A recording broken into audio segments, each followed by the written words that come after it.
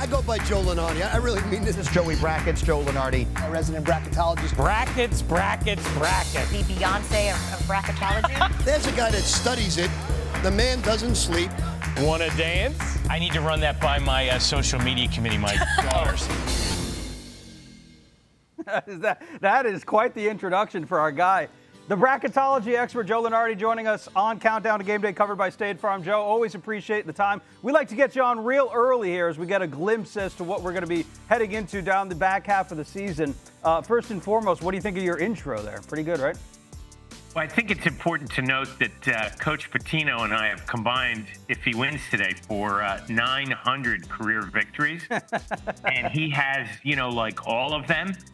So, I mean, if he says this is worth listening to, who are we to argue? Sure. Why not? Hey, listen, Joe, last year everyone got caught up in the SEC of it all. The 14 teams, it was historic. It really was. This year, it seems like things have leveled out. The playing field is more even, at least, than it was last year. Which conference do you think has looked the strongest so far here in 2025, 2026? It is a more normal year, more typical, Sam. You're right about that. You could throw a blanket over the SEC, the Big 12, the Big 10, even the ACC, although it's not quite as loaded at the top as the others. My sense, if I had to pick the best conference this year and with the most prospects going forward this year, it would be the Big 12. The number one overall team in Arizona, a team on the 2 line in Houston, Iowa State, if Kansas can ever get Darren Peterson playing regularly, Texas Tech is a 4. And you're right, last year, I mean, the SEC had 2 1s, 2 2s, 2 teams in the Final Four, and the national champion. And their success, justifiably, was also a matter of other leagues underperforming, particularly the ACC, and freeing up those spots. So I don't want to say ever. Ever's a very long time, but it's highly unlikely that we'll see 14 again.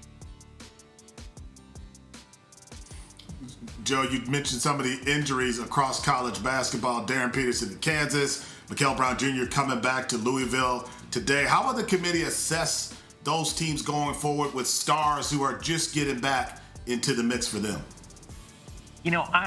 I used to spend a lot more time, Myron, on injuries, meaning, what games were impacted, how do we tweak a team's record or projection.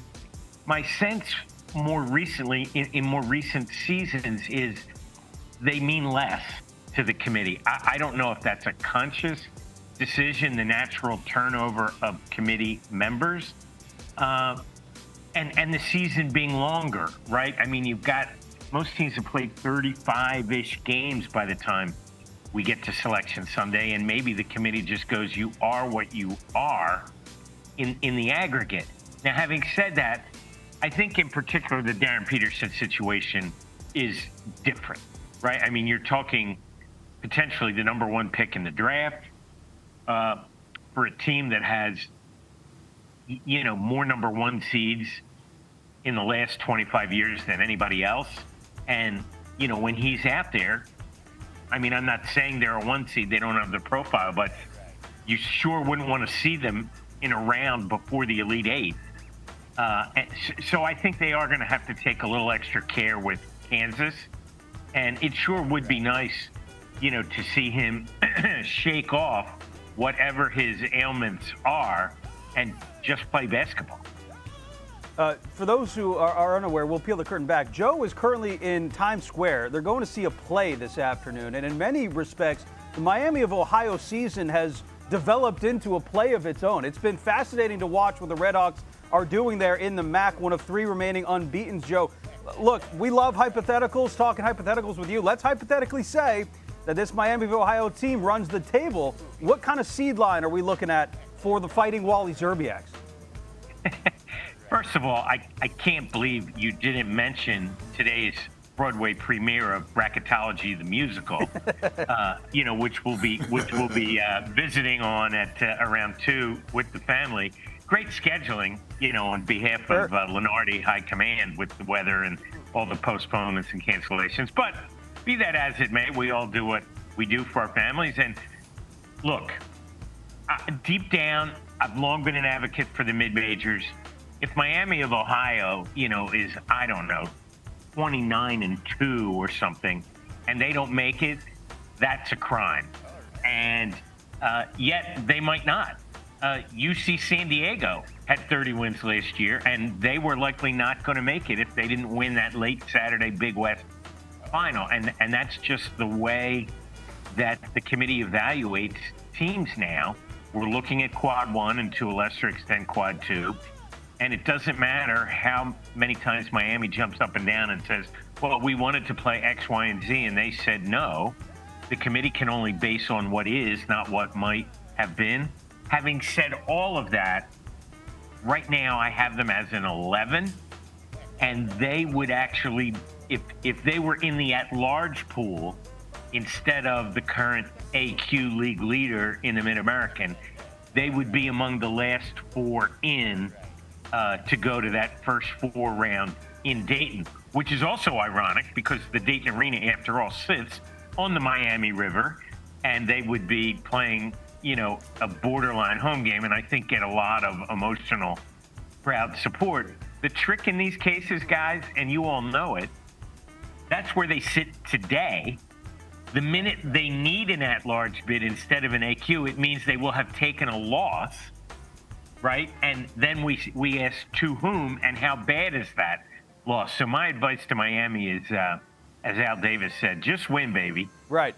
Joe, we got 3 ranked on ranked matchups here today, but we got a lot of ranked teams on the road against unranked teams, which always spells disaster and seed line drops, maybe some potential upsets. What do you have your eye on here on this Saturday, as some games also have gotten moved up, so we got time changes to contend with as well? Yeah, we really do. I think right at the top of that list, I'm fascinated by Virginia this year and what Ryan Odom has done in a very short period of time. I thought they were underrated at the beginning, but I didn't think they were top 4 seed good.